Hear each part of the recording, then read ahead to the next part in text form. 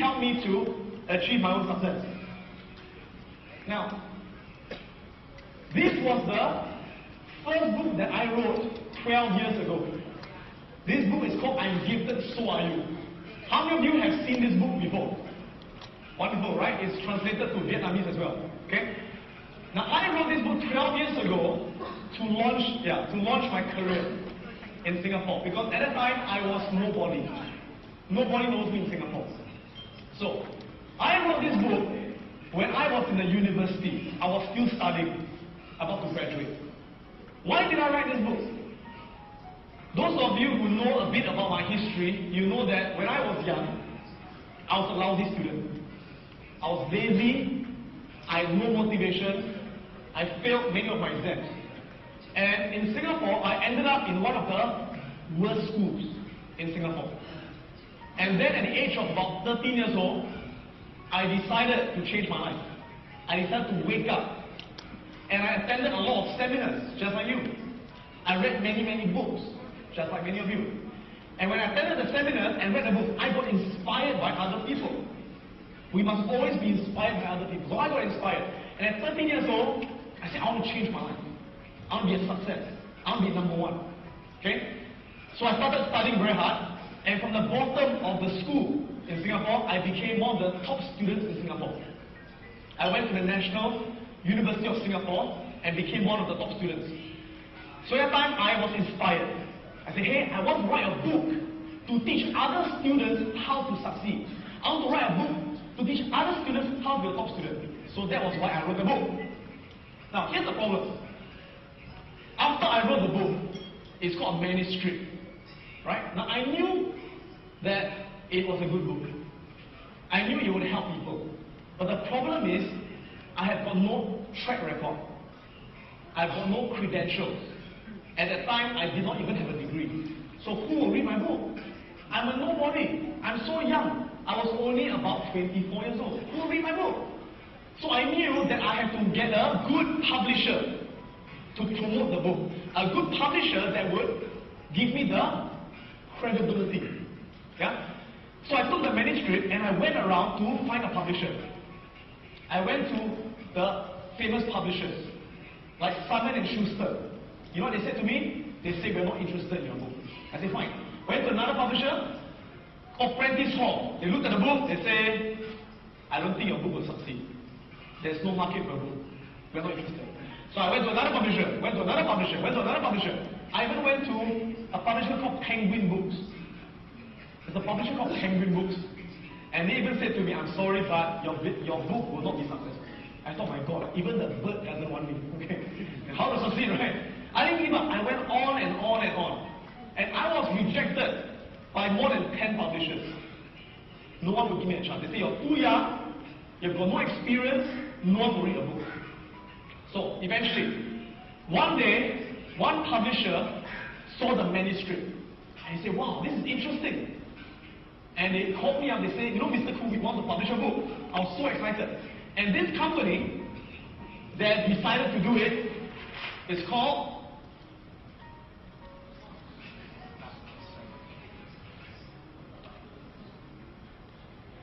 Oxford University Press, which is a publishing company in Singapore. So I said, oh my God, wow, Oxford University Press, such a good brand name. I said, with their brand and my book, you'll be a bestseller. You'll be successful, right? So I was so excited. So I went back to my school in the university, and I told all my friends, I said, you know what, Oxford is publishing my book. I will be a best-selling author. Right?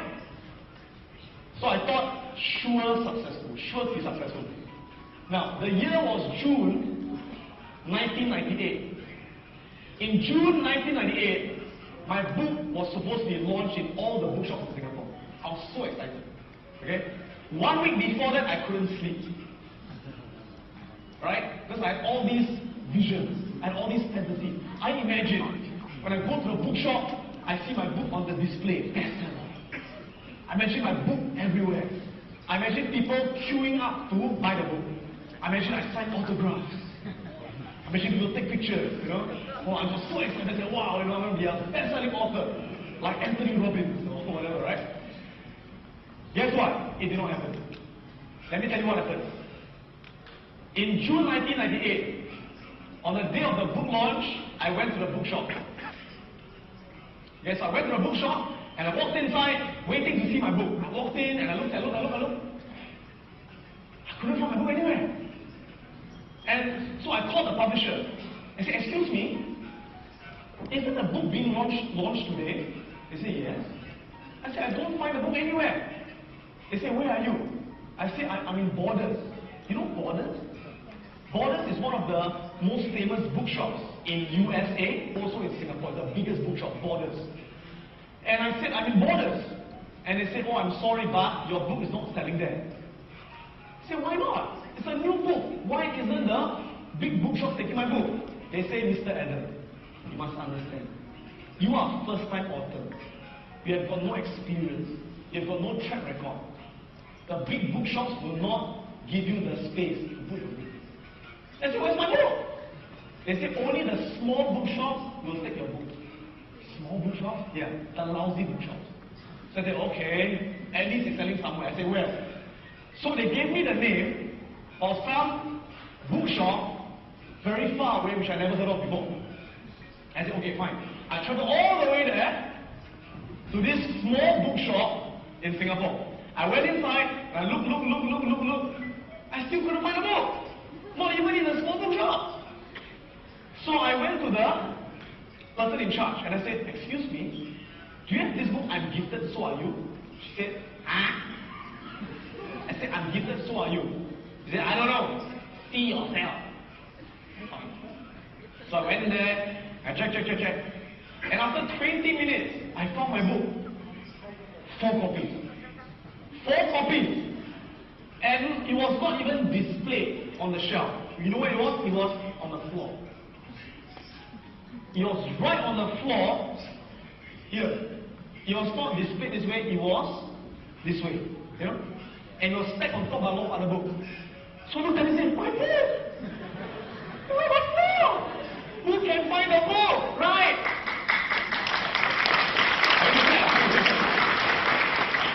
So I said, "Who can find the book?" So I was really upset. I was really angry. So I called my publisher. And I said to my publisher, I said, "Hey, why is it you are not marketing the book?" You see, as a good publisher, what should they do? They should promote the book, right? They should have advertisements, they should have posters, they should have author signing. They did nothing. And I said, "Why are you not marketing the book?" And you know what they said to me? They said, "Mr. Adam, you must understand, at Oxford University Press, we have got no marketing budget. We have got no marketing budget."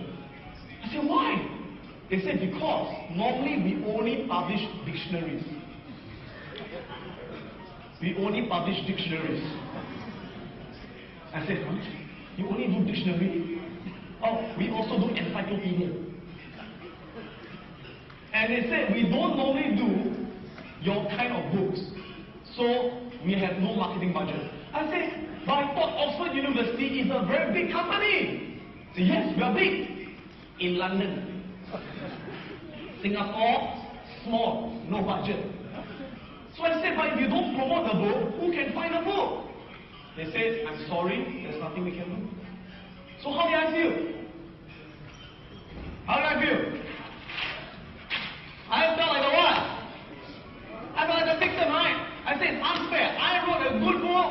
This is my dream. This is my first book. But no one can find the book. The bookshop will not take my book. They're not promoting the book." So I got really upset. 1 month passed, 2 months passed, 3 months passed. Did the book sell? Book didn't sell. Why? Because no one could find the book. And my friends came up to me and they said to me, "Adam, I thought you are a best-selling author." I said, "Shut up. It's not my fault. I wrote a good book. The stupid publisher, it's their fault. I blame. And I started what? Blaming and complaining.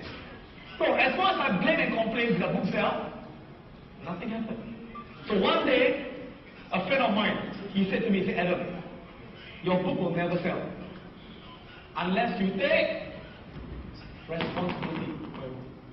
I said, "What do you mean take responsibility? Hello, I'm the writer. I did my job. I'm not the seller. It's not my responsibility. He said, yes. But Adam, it is your name on the book. It is your book. And no one cares more about your book than yourself. So from then I thought, I said, you know what, for things to change, I must change first. So I said, okay, if they will not sell the book, I will sell my own book. So you know what I did? I went to the bookshops myself. I went to all the bookshops in Singapore, and I told them, will you put my book in the bookshop? They said, no. We've got other books. Why should we put your book? I said, you know what? If you want to achieve something, there's always a way to do it. Now I thought to myself, you know bookshops, they always like to get customers to come in. They like to have events. They like to have activities, right? So I said, okay. I talked to the manager. I said, I tell you what, I will do a free talk for your bookshop. Free talk. Don't pay me, free talk. And if I do the talk, people will come to listen, right? People come to the bookshop and you put my book. Is that okay? What did they say? They said, okay. So I made things happen. I was proactive. So from that day onwards, every week, I would do many book talks. I'll go to all the bookshops in Singapore. Friday, Saturday, Sunday, and I will talk, but we'll talk. Right? And people get to know the book.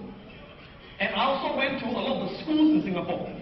Schools to do free talks for the students to promote the book.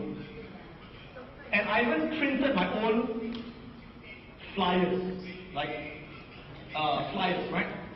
So I used my own computer. I designed my own flyer that says, I'm gifted, so are you. How to be a top student. And every day after school, I'll go to the train stations, the bus stations, and I'll stand in front and I'll give away the flyer. I say, come to my book talk. My name is Adam Khoo. My book is I'm gifted, so are you, right? When I promoted the book. And the next thing I did was something that's never been done in Singapore before. Let me tell you what I did. I decided to advertise my book in the newspapers. Now, no one has done it before. Most of the time, when you see people advertise books in the newspaper, who advertises?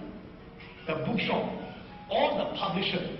The author will never advertise his own book, right? I say, I will advertise my own book. Now, are advertisements cheap? No.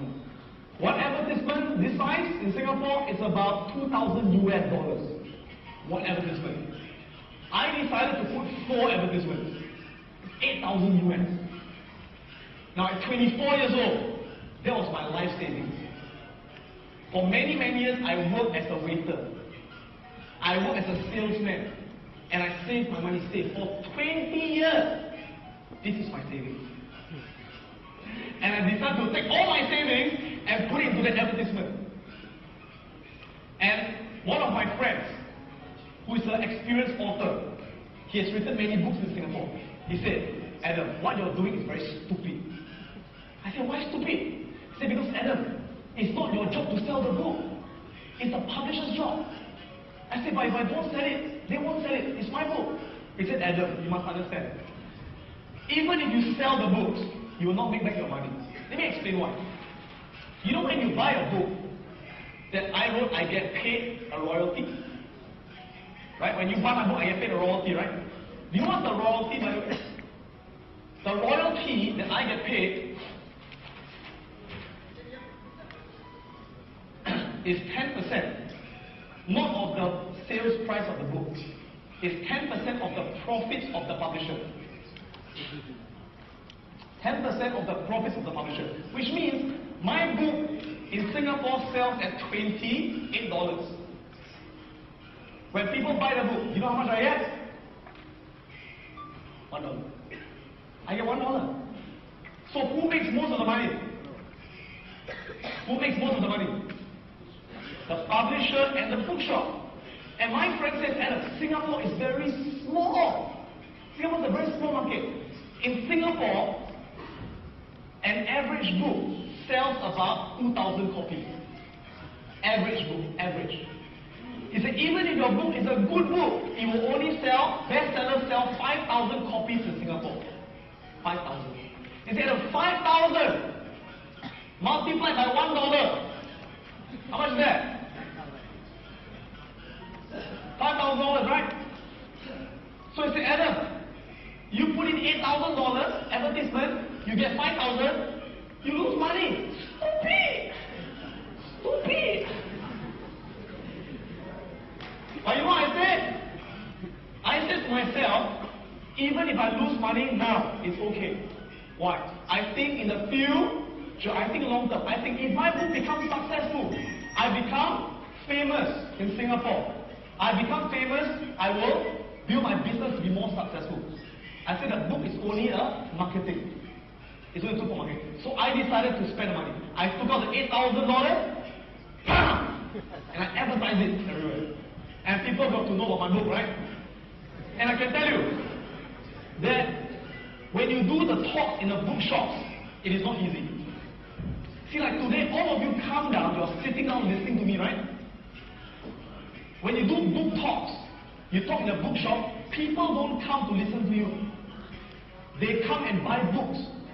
So you have to what? Get their attention, right? So when I first talk in a bookshop, I'm talking. No one is listening to me. I'm talking to the air. And I talk and talk and talk until finally people buy book. It's very, very difficult, right? And so slowly, the book started selling more and more as it became more popular. But you know, Borders in Singapore, the #1 bookshop in Singapore, they will still not take my book. They will not take my book. And you know why? They said, we do not take local authors. We only take international books. From America, from London, Singapore. We will not take your book. But I knew that I have to get my book into Borders because it's the #1 bookshop. And I said, there must be a way to do it. There must be a way. So I thought of a way. You know what I did? I said, let's make things happen. Now at that time, I have got many students in Singapore. And I told them, I said, I need your help. Each of you, help me to call Borders 10 times a day. And every time you call Borders, ask my book, I'm gifted, so are you. And I had a few hundred students. And every day they will call Borders every 5 minutes. And you ask, do you have the book, I'm gifted, so are you? Do you have the book, I'm gifted, so are you? Do you have the book, I'm gifted, so are you? Do you have the book, I'm gifted? I think Borders was thinking, who's Adam Khoo? Everybody wants to buy his book. And so they started ordering the book. And that's how it was Borders, right? And 6 months later, I opened up the newspapers and I got a shock of my life. Because in Singapore, every Sunday, they have the bestsellers list. They rank all the books in Singapore, from the #1 to the #10 book. And when I opened up the newspaper, I got a shock. My book was ranked #1 in Singapore. Can I have the slide? Thank you. And the slide, please, slide. Okay? And I was featured in the newspaper. And this was the newspaper article I was featured in. Where at that time I was a student. And as a student, I topped the bestsellers list in Singapore. And if you look at the list, you can see my book, I'm Gifted, so I use #1. And have you heard of the book, 7 Habits of Highly Effective People? Very famous book. That was #4. Have you heard of this book, Men Are From Mars, Women Are From Venus? That was #6. Have you heard of Lee Kuan Yew? Lee Kuan Yew was our Prime Minister. He wrote a book, and my book also beat his book. So after that, the book became a bestseller. And did we sell 5,000 copies? No. We sold in a few years, we sold roughly about 60,000 copies. And after we sold all the copies, later, I wrote my 2nd book, my 3rd book, my 4th book, my 5th book, my 6th book, my 7th book, and today I've got 11 books. And the books are published internationally. And they're all done bestsellers. And recently my books were also translated into Vietnamese. Right? And they're sold right now in Vietnam. And in Vietnam, we have sold 35,000 copies in the last 2 years. Right? And not only that, but in Singapore, Borders, the #1 bookshop. This is Borders. Okay, this is a bestseller since I was #1 there. And this is a national newspaper #1 over there. And in Borders, this is Borders, if you can't see from these Borders. And I was ranked #1 in Borders as well, the entire Borders bookshop. Now, why do I tell you this story?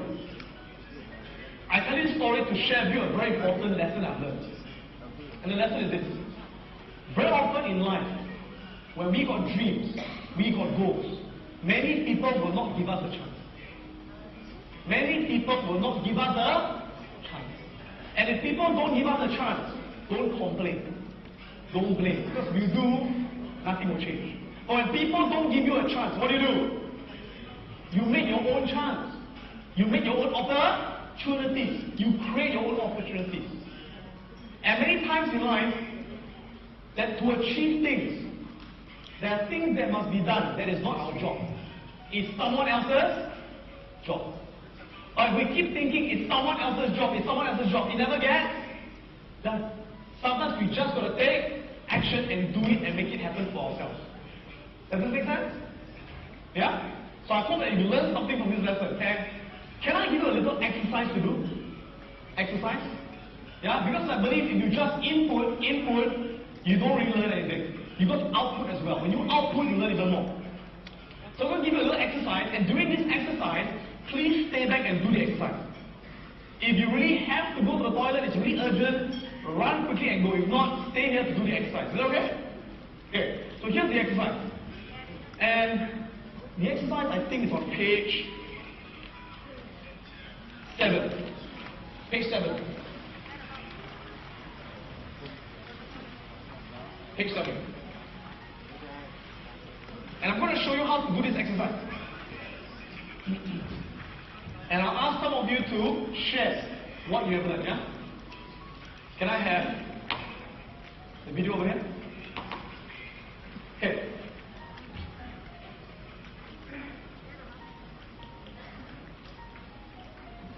Video. Okay. Now, on page 7, you see 3 things, right? You see that? On the first column is what we call blame. The things we are blaming. We blame the customers, we blame our competitors, we blame our partner, we blame.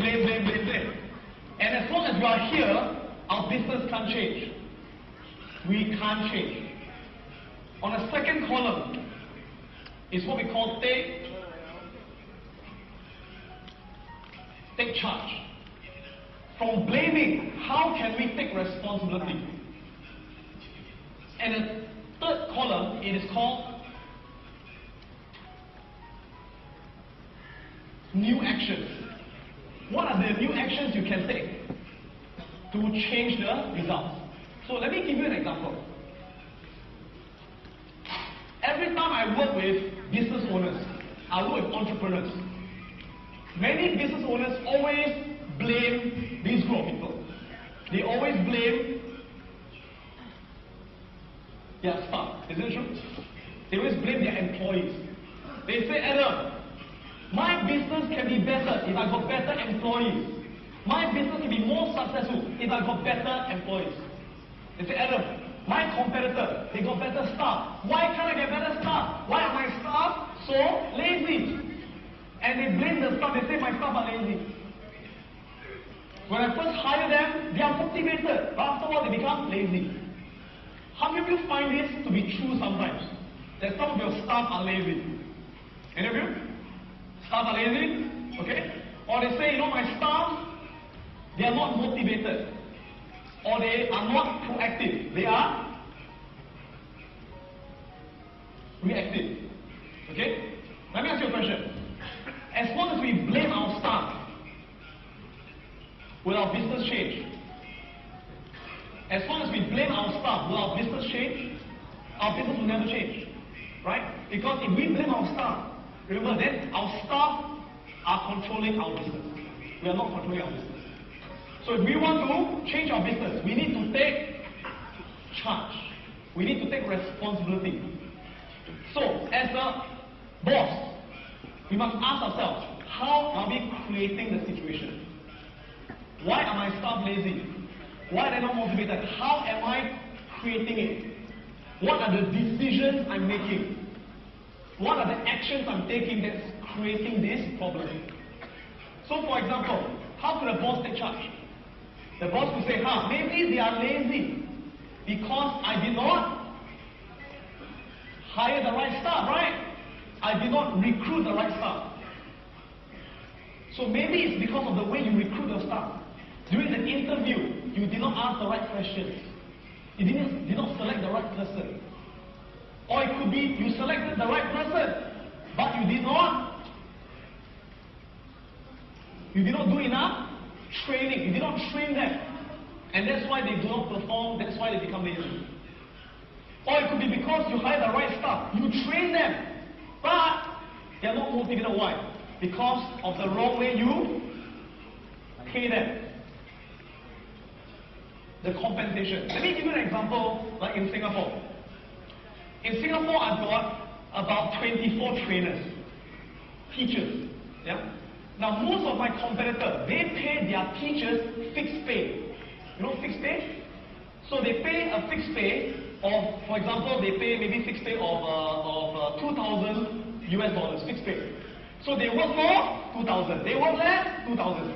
So what do? They work less. Right, my company is different. My company, I pay my trainers low fixed pay. I pay my trainers about $500. But I pay them commissions. I pay them commissions, I pay them training fees. So the more hours they train, the more they teach, the more money they get. They teach more, they earn more. They teach less, they earn less. And how much can they make? Unlimited. If they are good trainers, they get a lot of customers, they can earn a lot of money. For example, in my business, I'm the chairman in my company, right? I'm the chairman. But do you know some of my trainers, some of my teachers, they can earn more than me? Yes. If they train more hours, if they teach more, they can earn more than me. My trainers can also earn more than my CEO. So the way I do my business is very fair. We pay based on performance. We pay based on result. The person who gets the most result will get paid the most. So everyone is motivated. So that makes a difference. So the moment I take responsibility, I am creating the situation. Then I can take new actions. I can begin to do new actions. I can change the way I recruit people. Where I carefully select the right people to join my company. I won't choose anyone. I only choose people who do more than expected. I only choose people who are proactive. And when I hire people, I make sure what do? I do a lot of training. I train them with the right mindset, with the right skill set. And I make sure I pay them. So the more they work, the more money they earn. Right? So right now, how many of you have had a business partner before? How many of you have had a business partner before? Okay. How many of you have had a bad business partner before? How many of you have had a business partner who cheated you before? How many of you had a business partner who cheated you before? Oh, so many of you. You know what? So did I. No. So did I. Okay? And I give you an example. What happened was about 6 years ago, I've got this man who is a very good interior designer. He designs houses. Very good interior designer. And he's quite old, he's about 60 years old. And he's actually one of the top interior designers in Asia. He designed many of the banks, many of the hotels. And he read about me in the newspapers. So one day he called me up and he said, you know, Adam, I'm a very good designer, but I'm bankrupt. I've got no money, bankrupt. And he explained, he said, because last time my company, I built it to very successful. But then he told me, he said, my wife, take my money and run away with my director. Right? So they cheated me and that's why now I've got no money. I said, Adam, I'm a very good designer. I said, Adam, if you are my partner, we can make millions of dollars. Right? And he did the calculation for me, and he projected. He said, Adam, if we start the business, you put in the money, I will be the designer. Okay? And we can make so much money. And he showed me all the money we can make. Few $100,000, few million US dollars. So when I look at the money, I go, my eyes open. I'm very excited. I say, wow, okay. So I put in the money. I put in about $500,000 into the business. Do I know anything about interior design business? Nothing. But I thought it's okay. He's the interior designer. Let him run everything. So I don't look at the bank. I don't look at the business. He run everything. And so the business was running. And every month he called me. He said, Adam, business very good. We closed the sales. We got so much sales. So I was very happy. I said, good. Oh. Okay? And a few months later, what happened was, a customer called me.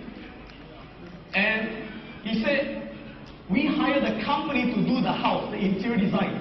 We pay the company, but they don't do the house. I said, why? So I went to check with my accountant in the company. I said, why is it the customer we're not building a house after they paid the money? And the accountant said, we got no more money. Yeah? What do you mean we got no more money? I thought there's very good sales. I thought I put in $500,000. They say, no, there's no sales.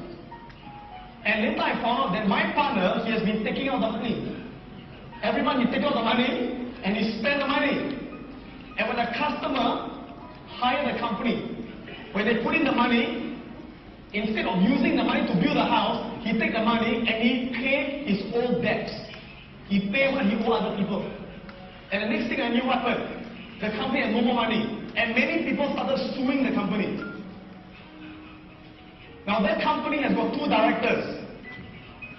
I'm one director and my partner is one director. And what happened was my partner, eventually, he himself got bankrupt because the bank sued him. And in Singapore, when you are bankrupt, you cannot be a director. So he resigned as a director. So now the company has got how many directors? Me. And I'm now the only director of the company, and the people are all suing the company. So I could go through my lawyers, and it was a very, very painful experience I went through. In the end, I lost a lot of money.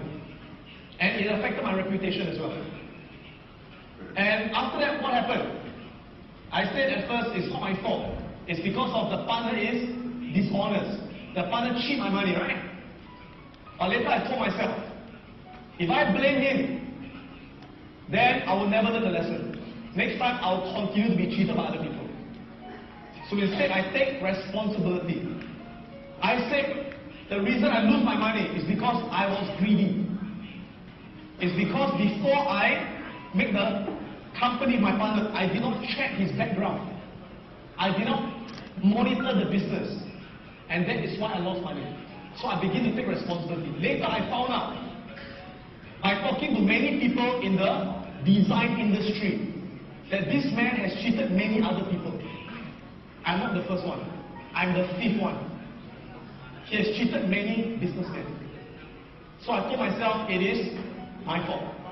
I did not do my research. I did not do my due diligence. So because of that experience, today am I a better businessman? Let me go on to share with you the next concept that has helped me a lot. And the concept is this, that we know in life things don't always go the way we want. Life doesn't always go the way we want. But we have a choice to let things control our emotions. Or we can control our own emotions. And there's a formula I'd like to share with you, which is this. And the formula goes, E plus R equals to O. Right? And what does this mean?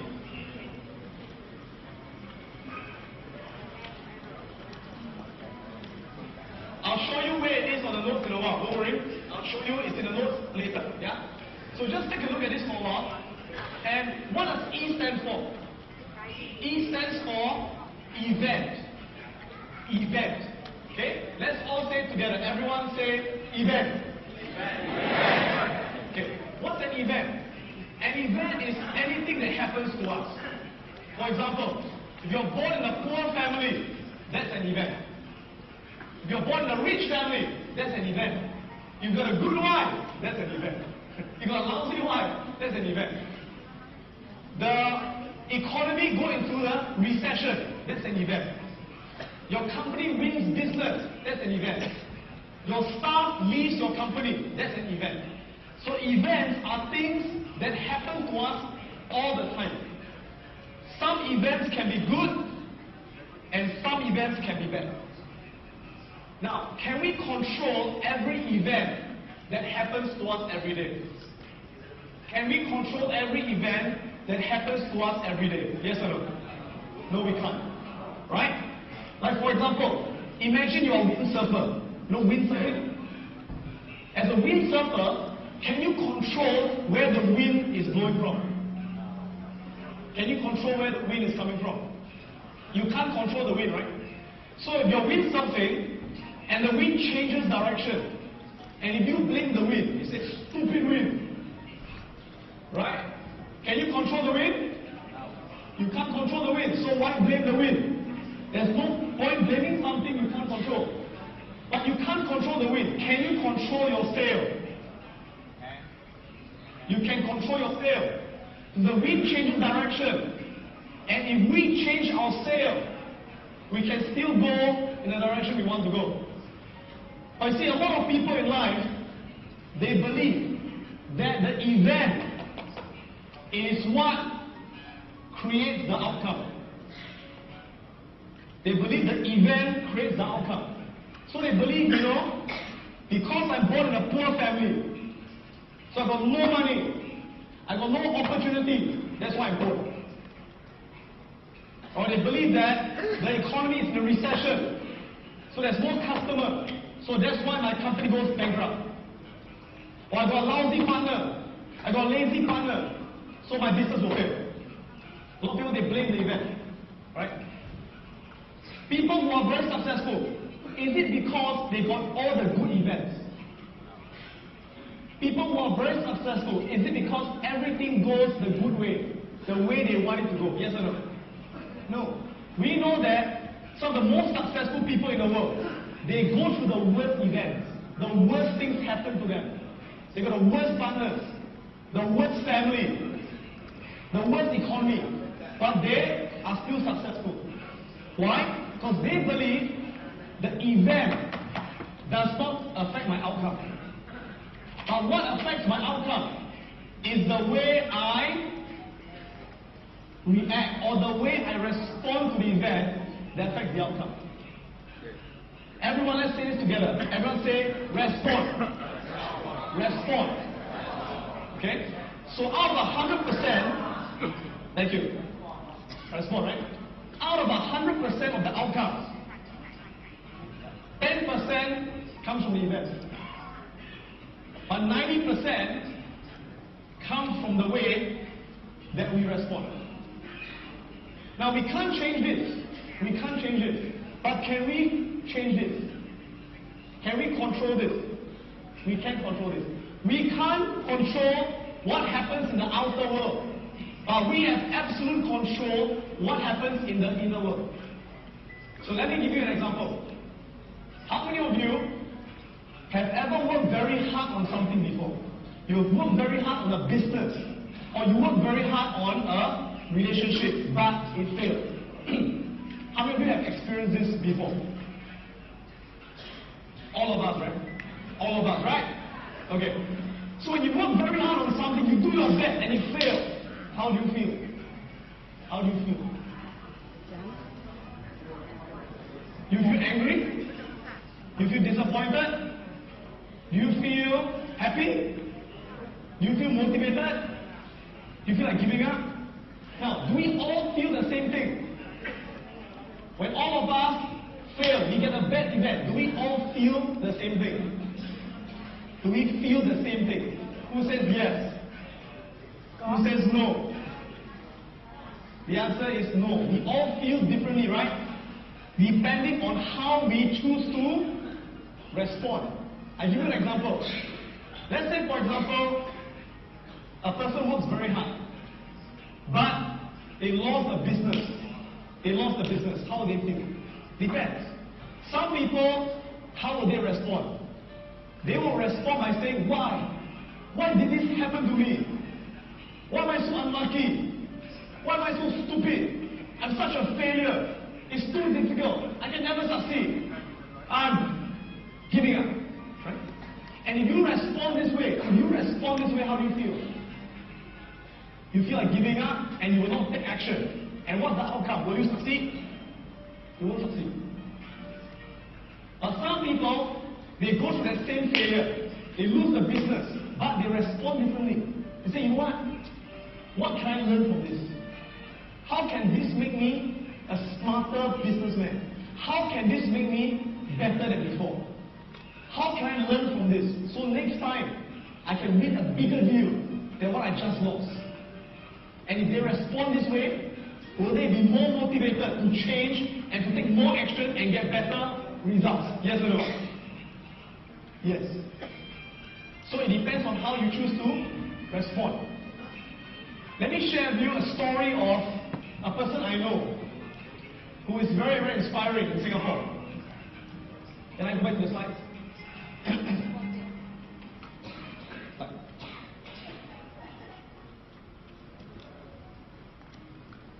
Okay. Let me tell you the story of this person. This person was featured on the front page of the newspaper in Singapore, and his name, he's the man in the center. He's the man in the center over here. This man, over here, the center. His name is Mr. Lim Yao Tong. And what happened was this man, many years ago, in his late 20s, when he was about 20 to 30 years old in Singapore, he started a company called Emporium. And he worked very hard to build this company, Emporium, and it became one of the biggest shopping centers in Singapore. Right? One of the most famous shopping centers in Singapore. So last time, every time someone wants to buy something, they go to Emporium. Very famous. So he was a multi-millionaire. He was a successful businessman. But what happened? In the 1980s, as you know, Asia went into a very bad recession. And Singapore also went into a very bad recession. And he was hit with all the worst events. Singapore went into recession, and many competitors from Japan, from America, from London, they came to Singapore. New shopping centers came. And his company did not change fast enough. His company did not improve. And people stopped coming to his company, to his shopping center. And after a few years, his business collapsed. His business went bankrupt. Can I go back to the slide, please? Back to the slide. His business went bankrupt. And a few years after that, he himself was declared a bankrupt. He was declared a bankrupt, lost everything. And he was declared a bankrupt at the age of 72 years old. 72. Now guess how much money he owed the bank? You know how much he owed the bank? He owed the bank about 60 million US dollars. He was 60 million US dollars in debt at 72 years old.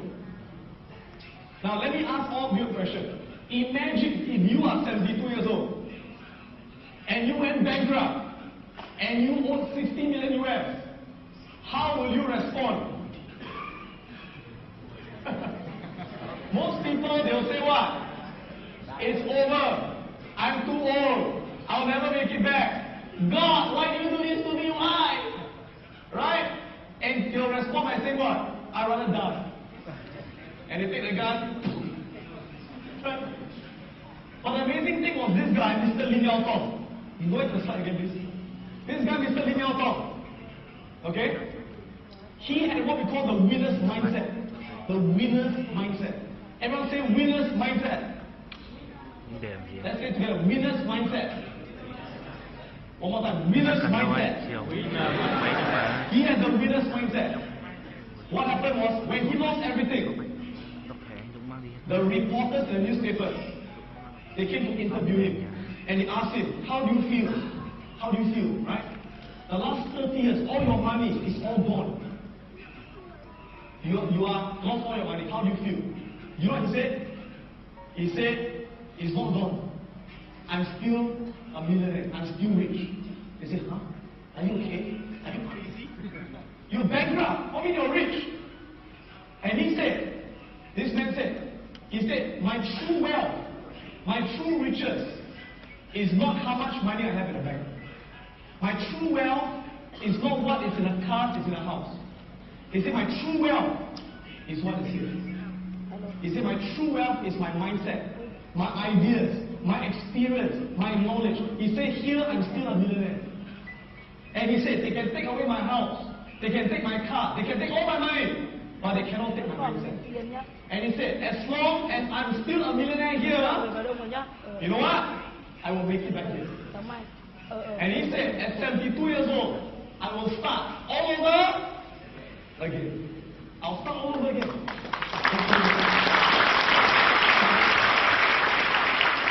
And start from zero. Does he start from zero?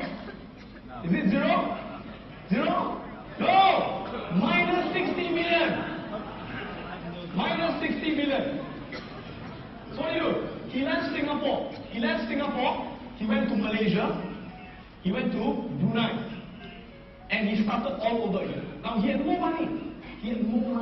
But what did he do? He had the courage. He was proactive. He went out there to look for new investors. He went out there to borrow money from his friends. He started all over again. And 10 years later, at the age of 82 years old, what happened? He made back all his money. And he became a millionaire once again. So what the lesson I want to share is this.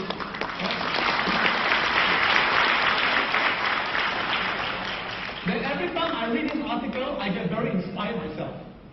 Because it reminds me that I should never ever give myself excuses. When I think I'm too old, hey, there are people older than me.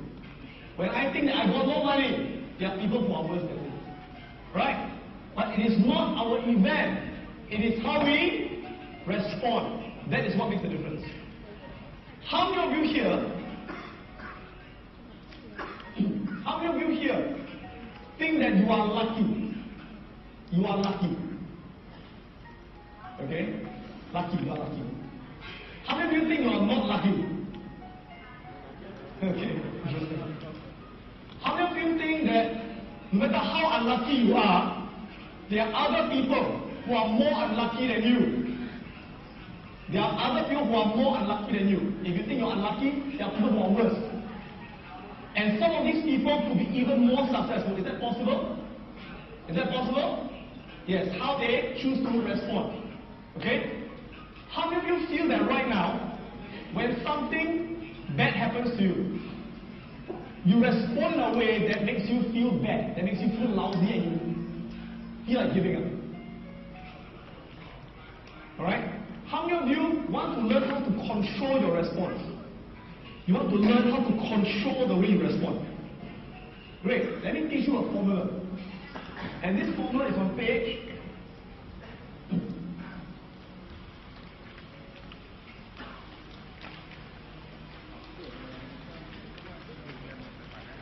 Page 8. Okay, go to page 8. And on page 8, now I'll need the camera. I need the slides from now on. Just focus on the slides. Okay. On page 8, you will see something like this. On page 8, right? You see, whenever something happens to us, we must learn to control our response. Because it is how we respond that will affect how we feel, what we do, and the outcome that we get. So, how do we respond? Let's learn how we respond. You see, whenever something happens to us, We always respond in 3 ways. 3 ways. How many ways? 3 ways. The first way that we respond is we always ask ourselves this question. We always ask ourselves, what do I focus on? You see, as human beings, we always talk to ourselves. As human beings, we always talk to ourselves in our mind, right? And what we say to ourselves affects our focus. So the first thing is, what do I focus on? So some people, when bad things happen to them, what do they focus on? They focus on this question. They ask themselves, why did this happen? Why did this happen to me? Right? And some people, they focus on this question. Who's to blame? Whose fault is it? And some people ask themselves this question, what have I lost? What have I lost? So imagine, that man was 72 years old, right? Mr. Lim. When he went bankrupt, when he lost all his money, imagine, if every day he keep thinking, why did this happen to me? Why did this happen to me? Will he get an answer? No. If he keep asking, why did this happen to me? He will never find an answer. Imagine if he keep thinking, who's to blame? Who's to blame? Whose fault is it? The recession's fault. My competitor's fault. And if every day he focuses on, what have I lost? I lost all my money. I lost all my money. How will he feel? He'll feel negative, right? He'll feel lousy. And probably what will happen? He will give up. Now people who succeed, why? It's because they don't focus on the problem. They don't focus on what they lost. You know what they focus on? People who succeed, they focus on this question, what can I learn? That's the most important question. They keep thinking, what can I learn? Can we say this together? We say, what can I learn? What can I learn, right? Now, your brain is very interesting. When you ask your brain a question, your brain will find an answer. When you ask your brain a question, your brain will find an answer. Your brain is like Google. You know Google? Your brain is like Google. If you ask your brain, why am I stupid? Your brain will tell you all the reasons why you're stupid. If you ask your brain, how can I be better? Your brain will find ways to be better. You must control what you say to yourself. So if you ask yourself, what can I learn? What can I learn? What can I learn? You know what? You will learn something. So that man, Mr. Lim, he asked himself, what can I learn? What can I learn? And you know what he learned? He learned that his business must keep improving. His business must keep changing. All competitors will take it away. That's what he learned. And he focused on the next question, which is, what do I have? You see, losers always focus on what they don't have, and they feel lousy. I don't have money, I don't have time, I don't have this, I don't have that. Winners always focus on what they have. So that man, Mr. Lim, he focused, what do I have? What do I have? He doesn't have money, but what does he have? He has mindset. Yes, he has got his mindset. He's got his experience. He's got his health. He's got his friends, right? And when he starts to focus on what he has, he begins to feel motivated. You gotta focus on what you have. And the final thing, he did not focus on what he lost. He focused on, how can I turn this around? How can I make the money back? How can I make the money back? So in other words, don't focus on the problem, focus on the solution. And when you begin to focus on it, you get motivated. So the first thing is, focus on what you can learn, focus on what you have, and focus on how you can turn it around. The second way we respond is we ask ourselves this question, what does this mean? What does this mean? What does this mean? You see, the interesting thing is this. The same thing can happen to two people, but it means different things to them. Okay, let's imagine, one day, you are walking down the road. Okay? Walking down the road. And suddenly a tree fell, okay? And it missed you just by 1 second. So if you are too late, you die. But the tree fell and You did not die. You were saved by 1 second. Now, if that happens to you, how do you feel? Okay. How many of you would feel lucky, like, oh, I'm so lucky, and you will go to the casino and gamble? Okay. How many of you would say, no, this is not luck? It's because God saved me. It's because I'm not meant to die. It's because I'm meant for greater things. And God helped me to be saved. So I can be making a difference in the world. And you feel inspired. And you go and make a difference. True? So, different people, they've got different meaning, right? I give you an example.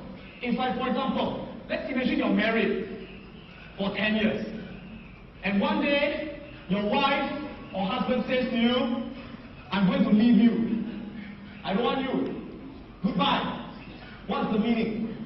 Some people say, oh my God, my wife leaves me. It means no one will love me anymore. It means I'll be lonely the rest of my life. It means I'm useless, right?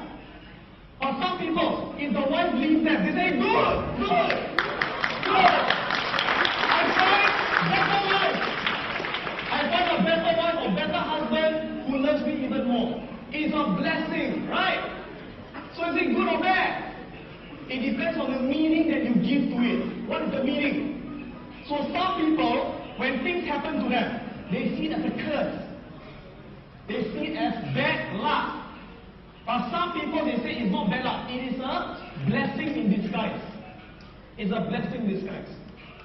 Some people, when bad things happen to them, they think bad luck. But some people think it's not, it's a test. I'm being tested. Life is testing me. Or they believe God is testing me, if they believe in God. Okay? Some people, they see things as a loss. Other people, they see it as an opportunity. So what is the meaning you give?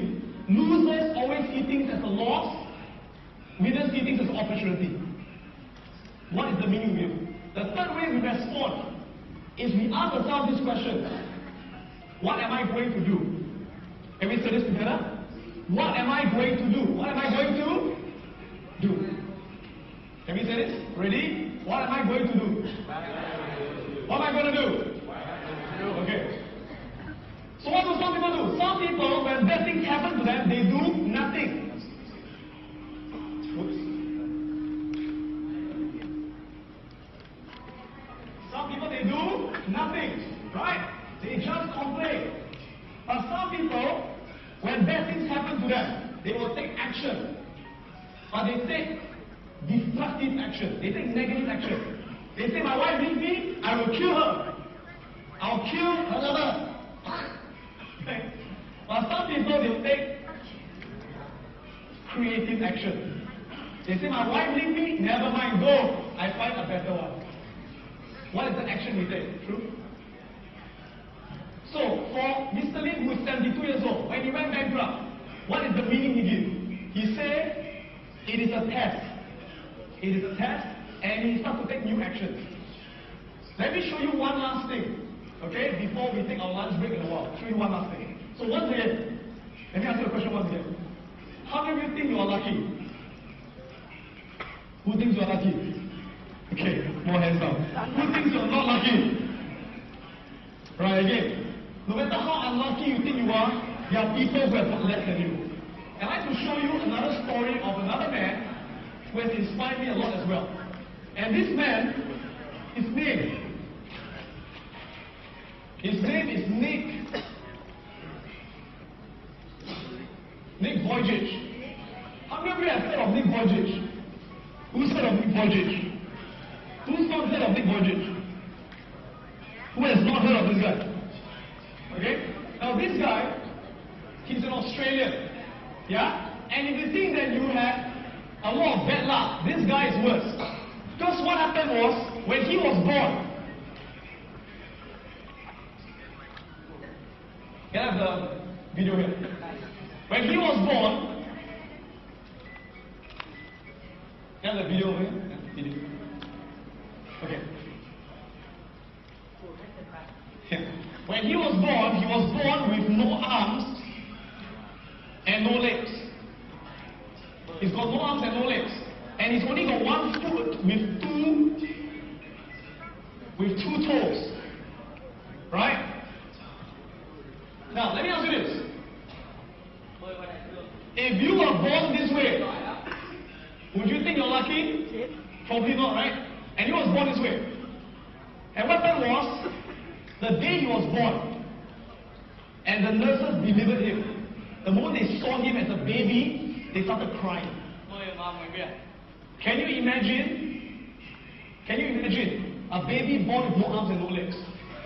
Yeah? And then the father who saw his firstborn son being born, he was so shocked. It was not a happy day. He ran out of the hospital and he threw up. And that was the day that he was born.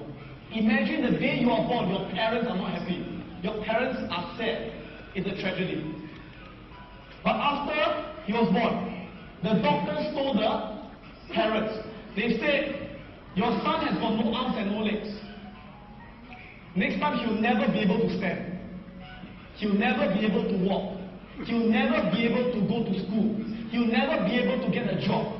He has got no future. He's got no future. But after the parents accepted the fact, they say, you know what? He's still our son. We will still bring him up and love him like everyone else. And so when he was growing up, his parents encouraged him a lot. Right? They taught him to believe in himself. But was it easy for him? It was not easy. Imagine when he was in school, he had no friends. People looked at him and went, They thought he was a freak. Right? They threw things at him, they laughed at him. And at the age of 9 years old, he thought of only one thing. He thought of killing himself. Because he thought, what's the point of living?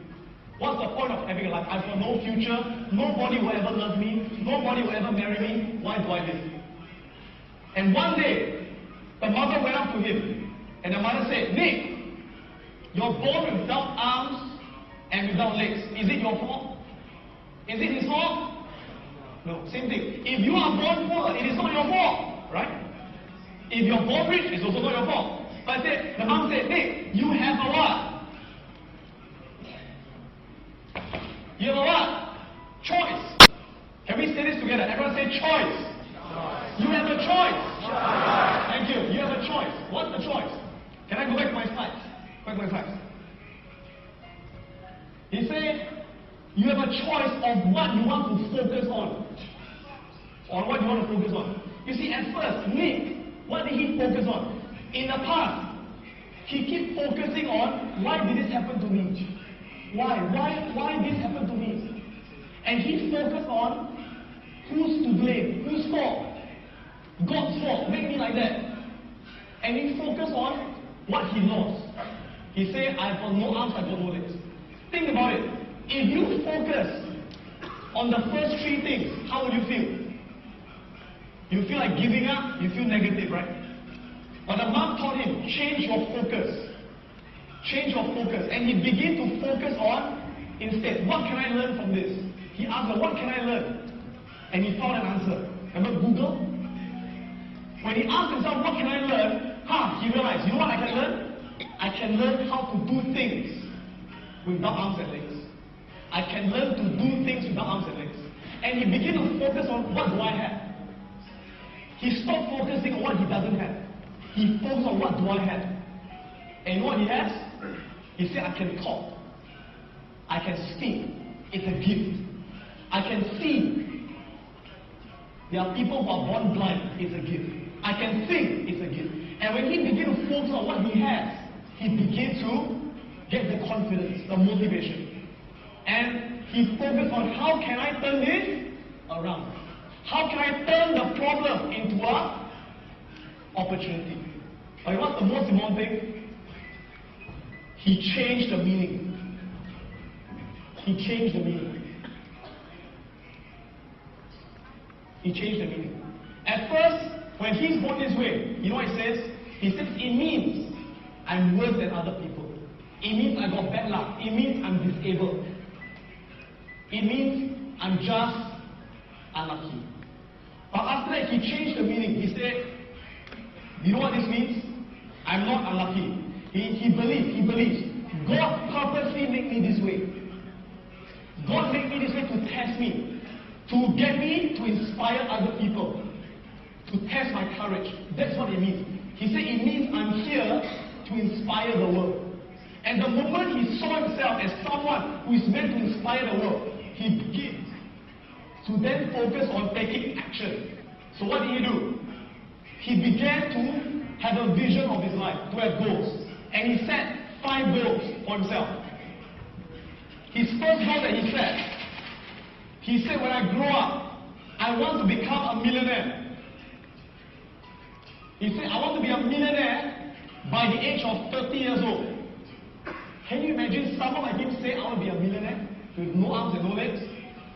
His second goal, he said, I want to go to the university to get a degree like everyone else. His third goal was to become a motivational speaker like Adam Khoo. Right? And his fourth goal was to write a book. Imagine writing a book without arms and legs. He writes a book with 2 toes, typing on the keyboard. And his last goal was to raise money for charity, to help people who are poor. And it was an amazing thing. By the age of 20, 26 years old, 28 years old, he has achieved every one of these goals. Today, Nick is a multi-millionaire. He's a multi-millionaire. How did he make his money? He's a property developer. He develops property. He's a stock investor. And he's a motivational speaker. He went to the university and got 2 degrees in finance and accounting. He's a motivational speaker. He has spoken to more than 3 million people in 30 countries. And he has written a book with 2 toes. And he has raised millions of dollars to build schools in poor countries. So let me ask you a question. Would you say he's successful? Would you say he's successful? Would you say he's successful? Yes or no? Yes.